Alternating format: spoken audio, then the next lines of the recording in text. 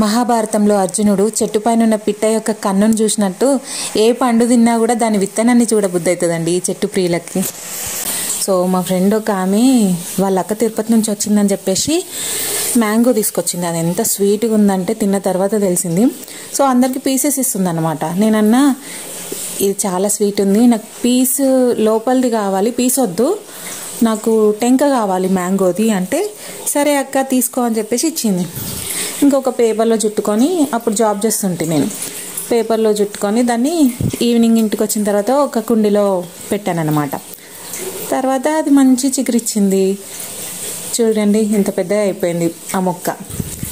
దీని mother plant ఎక్కడుంది అంటే తిరుపతిలో ఉందని చెప్పాలి, ఎందుకంటే ఆమె తిరుపతి నుంచి వచ్చింది.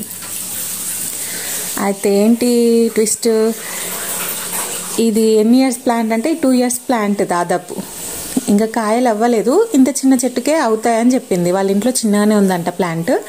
ఆ ప్లాంట్ నుంచి వచ్చిన కాయను నాకు తీసుకొచ్చి ఇచ్చింది. ఇది జామ చెట్టు నుంచి వచ్చిన జామకాయ చూడండి, పక్కనే ఉండే జామ చెట్టు దాని కాయ. అయితే ఏం లేదు, ఇది బాగా పెద్దగా ఉంటాయి దీని ఆకులు, కానీ ఎంత స్వీట్ ఉందండి. మొత్తం ఏంటి మన కోకోనట్ లాగుంది, పెద్దగా షేప్ కూడా అలాగే ఉంది, చాలా స్వీట్ ఉంది. Thank you so much Lavanya, నువ్వు ఇచ్చిన మొక్క ఇప్పుడు ఇంత పెద్దగా అయింది, దాన్ని కాపాడుకుంటూ వచ్చిన నీ గుర్తుగా. ఇంకా చెప్పాలంటే చాలా ప్లాంట్స్ ఉన్నాయి నా దగ్గర. యాక్చువల్గా మొక్కల ప్రియులకు ఎక్కడికి వెళ్ళినా సరే ఏదో ఒక కొమ్మ కానీ, ఎవరైనా ఏదైనా ఫ్రూట్ తింటే దాని విత్తనం కానీ కావాలి.